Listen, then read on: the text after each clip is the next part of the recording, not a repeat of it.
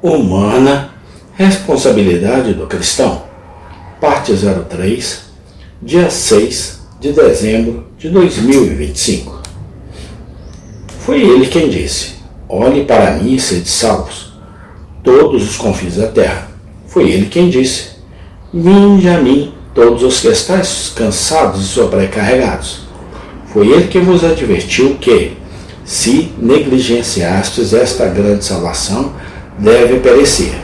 E ao deixar de lado a advertência e rejeitar o convite, você não nos desprezou, mas desprezou nosso Mestre. E ai de você, se não se arrepender, pois é uma coisa terrível ter desprezado a voz dele que fala do céu. 2.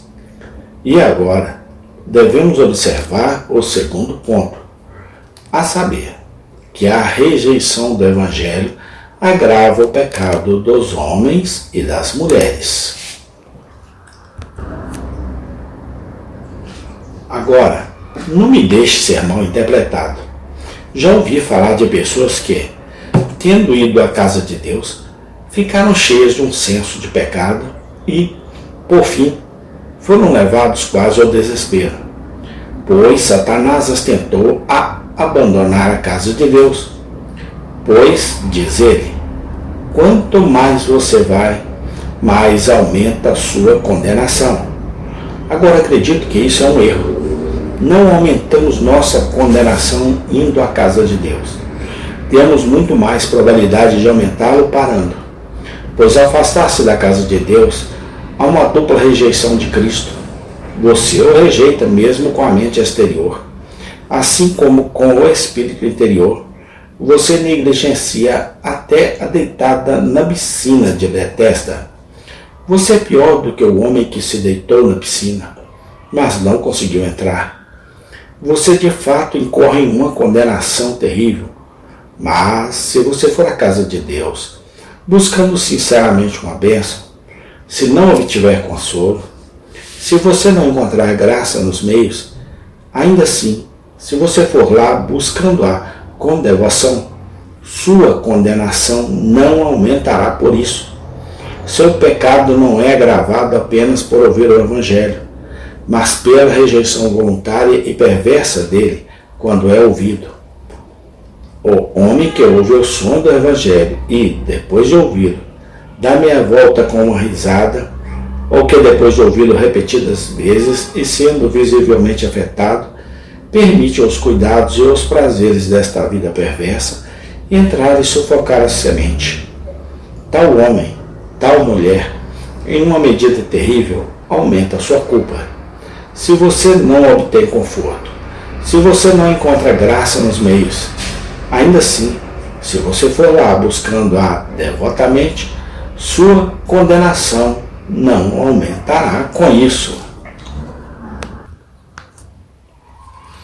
E agora vamos notar por quê. Em uma medida dupla ele faz isso? Porque, em primeiro lugar, ele recebe um novo pecado completamente que ele nunca teve antes. E, além disso, ele agrava todos os seus outros pecados. Traga-me aqui um Hotentote, ou um homem de Kamchatka, um selvagem que nunca ouviu a palavra. Esse homem pode ter todos os pecados no catálogo de culpa, exceto um. Mas esse eu tenho certeza que ele não tem. Ele não tem o pecado de rejeitar o Evangelho quando é pregado a ele.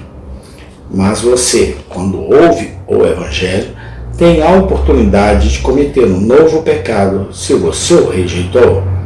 Acrescentou uma nova iniquidade a todas as outras que estão penduradas em seu pescoço. Frequentemente tenho sido repreendido por certos homens e certas mulheres que se desviaram da verdade por pregar a doutrina de que é pecado para os homens rejeitar o Evangelho de Cristo. Preocupo-me com todos os títulos próprios.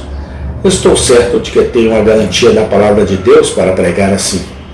E não acredito que qualquer homem ou mulher possa ser fiel às almas dos homens e limpo de seu sangue, a menos que ele preste seu testemunho frequente e solene sobre esse assunto vital. Quando ele, o Espírito da Verdade, vier, convencerá o mundo do pecado, da justiça e do juízo. Do pecado, porque não crê em mim. E a condenação é esta, que a luz veio ao mundo e os homens amaram mais as trevas do que a luz. Quem não crê já está condenado, porque não crê no nome do unigênito Filho de Deus. Se eu não tivesse feito entre eles as obras que nenhum outro homem fez, eles não teriam pecado. Mas agora viram e odiaram a mim e a meu Pai. Ai de ti, Corazim, setado em pano de sacos e cinzas. Mas eu vos digo que haverá menos rigor para Tiro e Sidom no julgamento do que para vós. Se eu não tivesse vindo e falado com eles, eles não teriam pecado, mas agora eles não têm capa para o seu pecado. Portanto, devemos dar mais atenção às coisas que ouvimos, para que a qualquer momento não as deixemos escapar.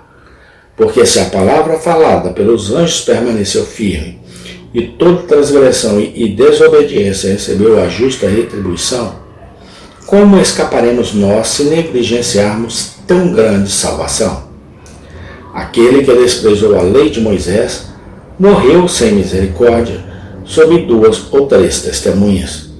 De quanto maior castigo suponhais, será considerado digno aquele que pisou os pés do Filho de Deus e considerou o sangue da aliança, com o qual foi santificado, uma coisa profana, e ofendeu o Espírito da graça. Pois conhecemos aquele que disse: a mim pertence a vingança, eu recompensarei, diz o Senhor. Amém. Tem continuação. Deus seja louvado, hoje e sempre. Amém.